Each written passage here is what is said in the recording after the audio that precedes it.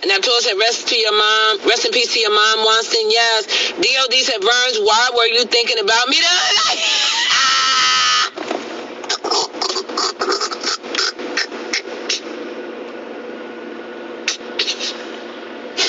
D.O.D, because I haven't seen you. And I was like, oh, wow, where's D.O.D? Oh, it was good. It was all good, bruh. You know you my brother. Stop it. Stop playing. He's like, why were you thinking about me?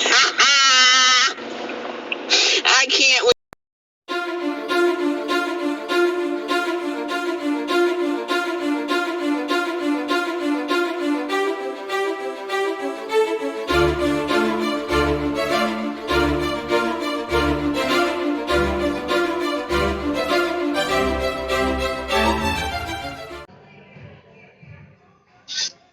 Yeah, but like I was saying, there's a responsibility that comes with being on these microphones and on these platforms, especially if you're going to be asking Black people for super chats, for donations, for cash apps, and to support you. And the fact of the matter is that you have a couple such as Taz Exclusives and Nylah Vibes who are in no way, shape, form, or fashion equipped nor qualified to either educate or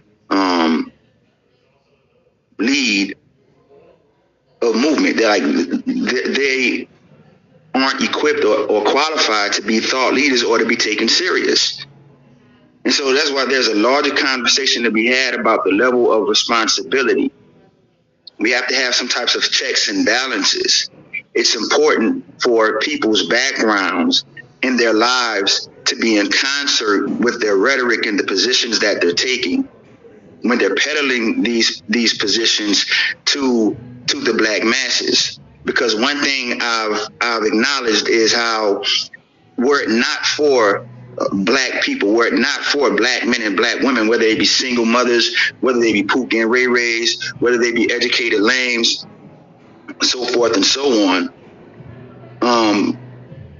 were it not for these people, you wouldn't be relevant. See, because no other groups don't want to hear your mouth. They don't want to hear your thoughts on relationships. They don't want to hear your thoughts on masculinity and femininity. They don't want to hear your thoughts on racism. They're not coming to you looking to be educated. So the only people who are giving you your seat, giving you your audience, and giving you your market share of the YouTube platform are Black people. We have no vetting process for these people that we look at as thought leaders. Anybody can get on a platform, say some words and some phrases and some rhetoric and virtue signal and gain a following, even though their personal life is in total disarray. Now you have a couple like Taz and Nylah who are homeless, who are toxic as hell, basically exploiting Black women, extorting Black women, sharing the nudes of Black women that was shared with Nylah in confidence. And I'm gonna tell you how I know that these women aren't lying. I remember before, because you gotta remember, Nylah and Taz came on YouTube. Nobody knew that they were together. These fucking grifters. Nobody knew they were together. They pretended like they were just friends. Oh, you see what I'm saying? And Nylah was lying, telling everybody she had a military husband. Her husband made $350,000 a year, so forth and so on. So we would do these panels over there on Nylah channel, and me and Taz never hit it off from day one anyway, because real recognize real and real recognizes fake. So I knew he was one of these fake woke dudes, used to be a thug but didn't amount to anything, wasted his years. Now you want to come and kick knowledge. Now you want to come and lecture. You want to be the intellectual. And it's not to say that he doesn't have potential, but you had your time. You chose to dedicate your time to the streets and drugs, brother. So we don't need you educating us. There are those of us who was able to keep themselves away from those vices and walk the walk and not just talk the talk. But anyway, So it used to be Google Hangouts. So you had to send a link for people to come up to your channel. So after I got off Nyla's stream, I went on my channel and started my own stream, and I sent Nyla the link so she could join. Nyla gave the link to Taz, and Taz just popped up and started disrespecting my former co-host, Remy Norris. So that's how I know these women online, because I didn't give you the link to give to Taz bald mouth ass. I gave you the link so you could come up. But see, again, nobody knew they were together. And here it is, you have Taz going around and like debating, like when he had that debate with Brother Jabari on Sign of the Platform, that really heightened the contradictions, because over there you're gonna have to deal with some real scholars, like a Brother Jabari. People who are well educated on the subject matter of the content they're putting out and what they're talking about. And you're gonna have to cam up. And here he is on there nodding, spitting on himself, needing a fix for heroin.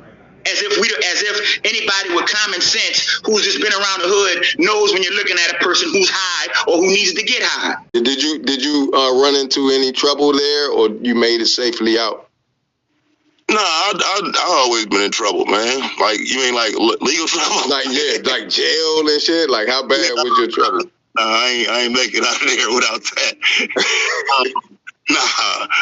Nah, man, I got it. I got it all type of shit. That's what I'm saying, man. Like, you know what I mean? But see, a lot of this shit, I didn't really know no better, man. I thought I'd get away with shit. You know what I mean? So it's like at 16, I'm out breaking in houses out in the suburbs. You know what I'm saying? Like I say, when we moved back the way, I'm close to the suburbs now.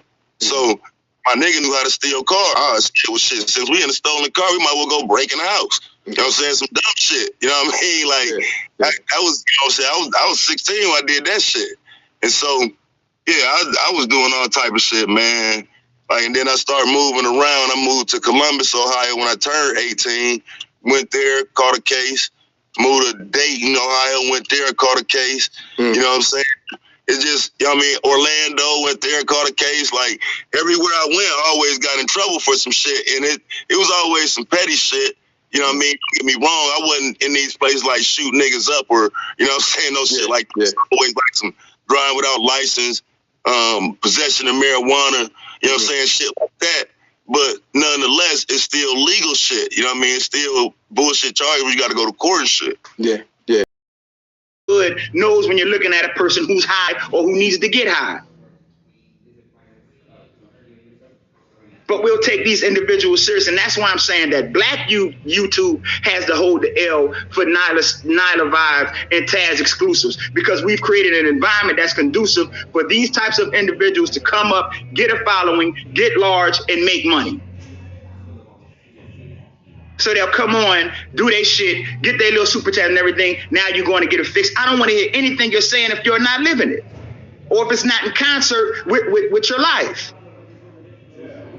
Black people deserve better. Black women deserve better. Again, Black women are not conscripted to choose between their dignity and their voice. They don't have to lower their dignity to so-called have a male voice or a male advocate to speak for them. They don't have to resort to a person like Taz. That's not the choice. And that is on Cynthia G. Cynthia G presented Taz to these sisters as if he's some unicorn and this, that, and the third and the other, when anybody objectively can look and see he's not. They are lying. They are lying. When the term bitch just rolls off your mouth so smoothly to call these sisters out of their names anytime they disagree, thinking you being masculine because you raising your voice. But we all know the loudest one in the room is the weakest one in the room. You can run that game on everybody else. You can't run it on me. You can't run it on me. So there's responsibility that comes with these platforms, and that comes with this microphone.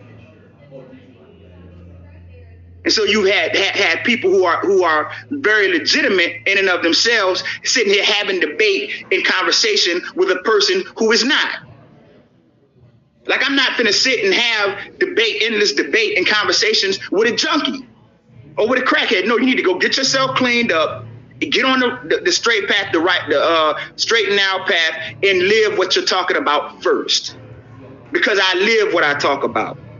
That's why I have the authority to speak. Whether anybody agrees with it or follows it is irrelevant. I have the authority because I walk it like I talk it. I don't just talk and run my mouth and get on here and tell virtue signal and tell people what they want to hear because I'm trying to get fed. Like Cerulean said, these algorithm junkies. But we'll legitimize people like this. And then we wonder why we have a Umar Johnson. We wonder why we have a Polite. We wonder why we have a Young Pharaoh. Black YouTube is a shit show. All these goddamn grifters and fake gurus coming out the woodwork. Everybody want to kick knowledge. Everybody want to be that nigga. Everybody want to be that thought leader. You have people who aren't even in relationships, haven't had a successful relationship, haven't had successful marriages, divorced many times over, but they want to be the guru and the leader on marriage, on marriage ethics. Are you serious? And be taken serious.